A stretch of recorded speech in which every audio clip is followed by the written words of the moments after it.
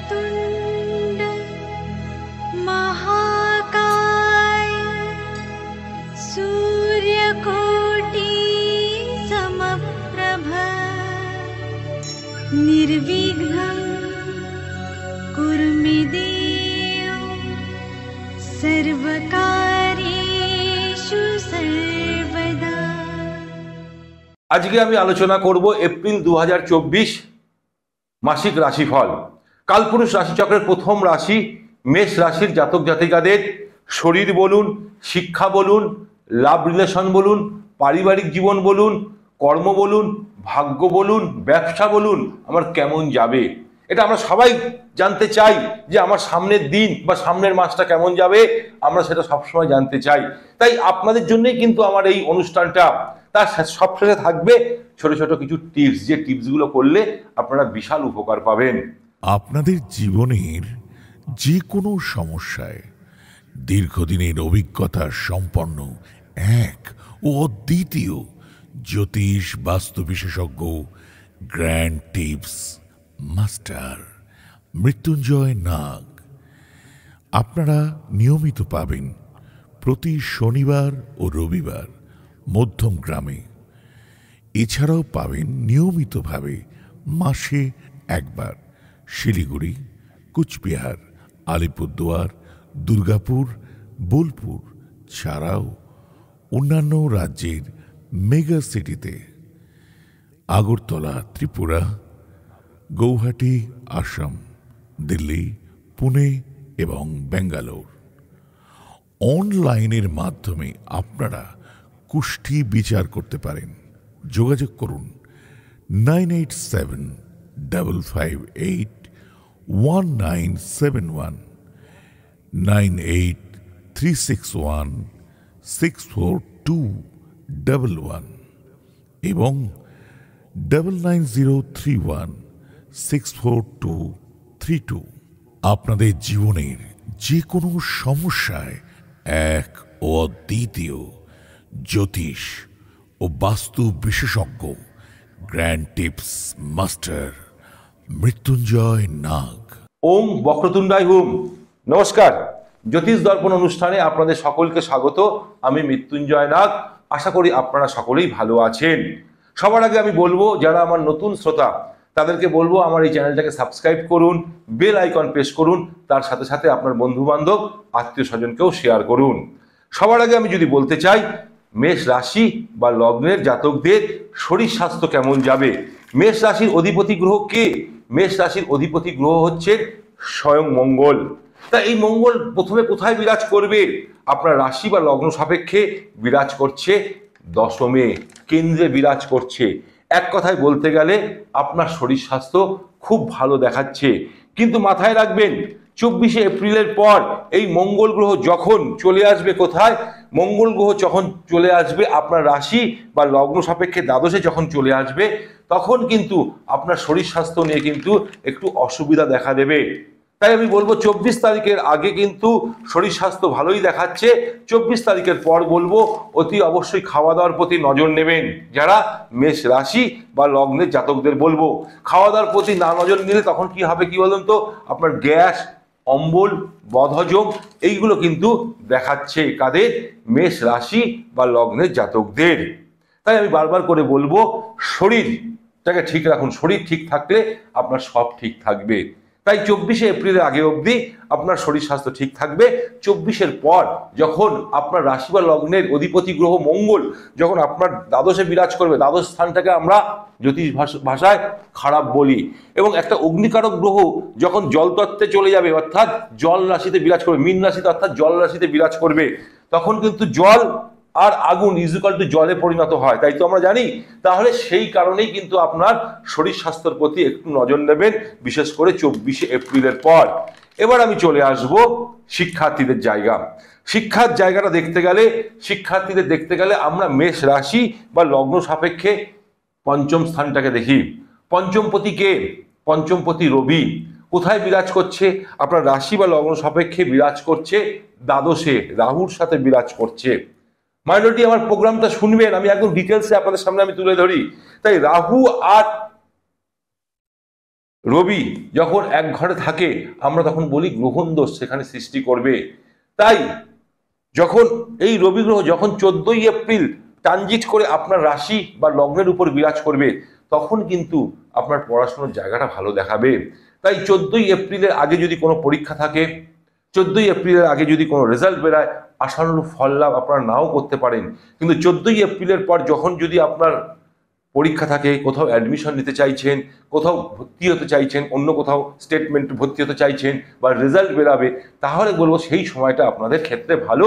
14ই এপ্রিলের পর এক কথায় স্টুডেন্টদের ক্ষেত্রে খুব ভালো দেখাচ্ছে। কিন্তু 14ই এপ্রিলের আগে আমি বলবো বেশি করে একটু ফোকাস করতে পড়াশোনার উপর, না হলে অমনোযোগী। যখনই রাহুর সাথে রবির কানেক্টেড হবে না, তখন রবি কি রাহু কি করে, মাইন্ডটাকে ডাইভার্ট করে নিয়ে যায়। তাই স্টুডেন্টদের বলবো 14ই এপ্রিলের আগে একটু পড়াশোনার উপর বেশি করে ফোকাস করতে। এবার আমি চলে আসব লাভ রিলেশনের জায়গা। লাভ রিলেশনের জায়গা দেখতে গেলে পঞ্চম স্থানটা দেখতে হয়, শিক্ষার জায়গাটা দেখতে গেলে পঞ্চম স্থানটা দেখতে হয়, সন্তানের জায়গাটা দেখতে গেলেও কিন্তু পঞ্চম স্থানটা দেখতে হয়। দেখুন আমি খুব মাইন্ডলি আপনাদেরকে আমি বুঝাই। তাই পঞ্চমপতি রবি কোথায় রয়েছে, আপনার রাশি বা লগ্ন সাপেক্ষে দ্বাদশে। কারণ অগ্নিকারক গ্রহ জল রাশিতে গিয়ে বিরাজ করছে, তাহলে সে জলে পরিণত হবে।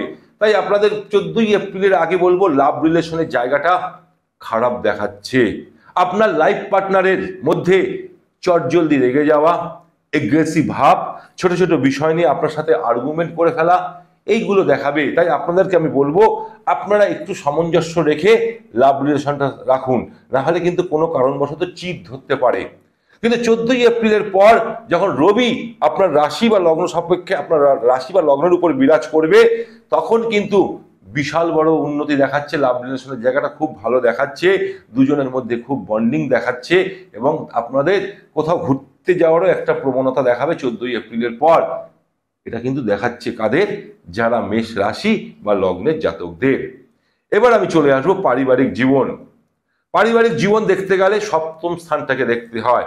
তাই আপনার সপ্তমপতি কে, আপনার সপ্তমপতি লর্ড হচ্ছে শুক্র এবং দেবগুরু বৃহস্পতি সপ্তম স্থানেই দৃষ্টি দিচ্ছে, কারণ আপনার ভাগ্যপতি সপ্তমেই দৃষ্টি দিচ্ছে। এক কথায় বলতে গেলে পারিবারিক জীবন খুব ভালো দেখাচ্ছে। যারা মনে করছেন ফ্যামিলি প্ল্যানিং করবেন, তাদের একটা ভালো সুযোগ আছে। এই সুযোগটাকে কাজে লাগান, এই এপ্রিল মাসটাকে আমি বারবার করে বলছি, এই সময়টাকে কাজে লাগান। আপনাদের ক্ষেত্রে খুব ভালো টাইম, কারণ এপ্রিলের পর যখন দেবগুরু বৃহস্পতি আপনার রাশি বা লগ্নের সাপেক্ষে দ্বিতীয় চলে যাবে, তখন কিন্তু আপনার পঞ্চম স্থানে দৃষ্টি দেবে না, দেবে ষষ্ঠ স্থানে।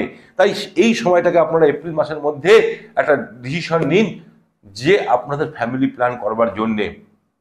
বারবার করে আমি বলছি। এবার আমি যদি বলি যে পারিবারিক জীবন, সপ্তমপতি লর্ড শুক্র মাসের শুরুতে আপনার দ্বাদশে বিরাজ করবে। দ্বাদশ স্থানটাকে আমরা খারাপ বললেও ওখানে কি হচ্ছে, শুক্র গ্রহ উচ্চ অবস্থায় বিরাজ করবে। উচ্চ অবস্থায় বিরাজ করবে, দুজনের মধ্যে বন্ডিং খুব ভালো দেখাচ্ছে, দুজনের মধ্যে আন্ডারস্ট্যান্ডিং খুব ভালো দেখাচ্ছে। যদি কোথাও মিস আন্ডারস্ট্যান্ডিং চলছিল, সেই জায়গা থেকে আপনারা রক্ষা পাবেন। কিন্তু একটা মাথায় রাখবেন, তৃতীয় যে কোনো ব্যক্তির জন্যে আপনাদের ফ্যামিলি লাইফ ডিস্টার্ব হতে পারে, এইটা কিন্তু মাথায় রাখবেন। তৃতীয় ব্যক্তি বলতে যে তৃতীয় কোনো লাভার আসছে সেটা আমি বলছি না। ধরুন তৃতীয় ব্যক্তি হতে পারে আপনার বাড়ির ফ্যামিলির কেউ হতে পারে, সে কোনো কারণবশত আপনার ফ্যামিলিতে এসে ঝামেলা করতে পারে, ছোট ছোট বিষয় নিয়ে একটু উস্কিয়ে দিল, আপনার স্বামী স্ত্রীর মধ্যে ঝামেলা শুরু হয়ে যেতে পারে। সেই জায়গাটাকে আমি বললাম একটু দেখে নিন। তৃতীয় ব্যক্তির কথা একটু কান দেবেন না, আপনারা দুজনে মিলে আন্ডারস্ট্যান্ডিং করুন, তাতে দেখবেন আপনাদের ফ্যামিলি লাইফ সত্যিই খুব ভালো দেখাচ্ছে এই এপ্রিল মাস। এবার আমি চলে আসব ভাগ্য এবং কর্ম। ভাগ্য কি আমার সাথ দেবে, কর্ম কি সাথ দেবে, আমি কোথাও ইনভেস্ট করতে পারবো, আমার ইনভেস্ট করলে তো লসে রান করবো না, এটা কিন্তু আমরা সবসময় জানার জন্যে অধীর অপেক্ষায় বসে থাকি। তাই আপনাদেরকে বলবো আপনার ভাগ্যপতি লর্ডকে দেবগুরু বৃহস্পতি কোথায় বিরাজ করছে মাসের শুরুতে, আপনার রাশি বা লগ্ন সাপেক্ষে আপনার রাশির উপরেই বিরাজ করছে, আপনার রাশির উপরেই বিরাজ করছে এবং তার নবম দৃষ্টি আপনার ভাগ্যস্থানে পড়ছে এবং ভাগ্যস্থানে কোনো কুগ্রহের প্রভাব পড়ছে না। এক কথায় ভাগ্য আপনাকে চমকে দেবে, ভাগ্য আপনাকে চমকে দেবে। তাই আপনাদের এক কথায় বলতে পারবো, যারা মেষ রাশি বা লগ্ন জাতকরা যারা মনে করছিলেন এতদিন কোথাও ইনভেস্ট করবেন, সেটা জমি বলুন, বাড়ি বলুন, গাড়ি বলুন, কেনার একটা ইচ্ছা ছিল, বা শেয়ার মার্কেট বলুন বা স্টক মার্কেটে বলুন, তাদের কিন্তু আপনাদের একটা সুযোগ দেখাচ্ছে। তারা কিন্তু এই জায়গাগুলোতে টাকা ইনভেস্ট করতে পারেন, সোনাতেও টাকা ইনভেস্ট করতে পারেন, তাতে কিন্তু লসে রান করবেন না। ভাগ্য আপনার সাথ দেবে। বাড়িতে কোনো মাঙ্গলিক অনুষ্ঠানও সেটাও দেখাচ্ছে। এক কথায় বলতে গেলে ভাগ্য আপনাকে ছপ্পর ফাড়কে দেবে। ঠিক তেমনি এবার যদি আমি বলি কর্মের কথা, কর্মপতি শনিদেব, নবমপতি এবং দশমপতি শনিদেব দশমে বিরাজ করছে, কেন্দ্রে বিরাজ করছে, নিজের ঘরে বিরাজ করছে। তাই এক কথায় বলতে গেলে কর্মস্থানটাও ভালো দেখাচ্ছে। যারা আইটি সেক্টরের কাজের সাথে যুক্ত, যারা টেকনিক্যাল কাজের সাথে যুক্ত, যারা মেকানিক্যাল কাজের সাথে যুক্ত, যারা ইঞ্জিনিয়ারিং কাজের সাথে যুক্ত, বা যারা এক্সপোর্ট ইম্পোর্টের ব্যবসা করছে, বা যারা ট্যুর অ্যান্ড ট্রাভেলসের ব্যবসা করছে, তাদের এপ্রিল মাসটা খুব ভালো দেখাচ্ছে। মেষ রাশি বা লগ্নের জাতকদের ভালো দেখাচ্ছে। তার সাথে সাথে একটা কথা মাথায় রাখবেন, আপনাদের কোনো না কোনো কারণবশত একটা কাজের যোগাযোগও আসছে, সেটাও দেখাচ্ছে কাজের একটা যোগাযোগ আসবে, আপনাদের সেই সুযোগটা আপনারা কাজে লাগান। তারা মেষ রাশি বা লগ্নের জাতকদের ব্যবসার জায়গাটা বলতে গেলে খুব ভালো দেখাচ্ছে। ডেলি ইনকাম বৃদ্ধি পাবে। আপনাদের বহুদিনের ইচ্ছা মনে হয় এবার সফল হতে যাচ্ছে। আপনি বহুদিন ধরে ভাবছিলেন কোনো একটা ব্যবসা চালু করব, কোনো না কোনো কারণবশত আটকে যাচ্ছিল। যদি করতে চান 14ই এপ্রিলের পর আমি বলবো বারবার করে ব্যবসাটা শুরু করুন, কিন্তু 28শে এপ্রিলের আগে কিন্তু যে কোনো ব্যবসা আপনি শুরু করুন। পয়লা বৈশাখের থেকে আপনি শুরু করে দিন না। আপনি যে ব্যবসা শুরু করতে চাইছেন পয়লা বৈশাখের দিন থেকে আপনি শুরু করে দিন। সেই সুযোগটা আপনাদের দেখাচ্ছে মেষ রাশি বা লগ্নের জাতকদের। তাই মেষ রাশি বা লগ্নের জাতকদের উপায় কি করতে হবে? ছোট্ট ছোট্ট উপায় বিশাল বড় কাজ করে দেয়। দেখুন, মেষ রাশি বা লগ্নের লর্ড হচ্ছে স্বয়ং মঙ্গল। মঙ্গলকে পাওয়ারফুল করবার জন্য আমি বহু উপায় দিয়ে থাকি। মঙ্গলের বীজ মন্ত্র পাঠ করতে বলি, তার সাথে সাথে ছোট ছোট উপায় বলি, যেমন হনুমান চল্লিশা পাঠ করতে বলি ডেলি।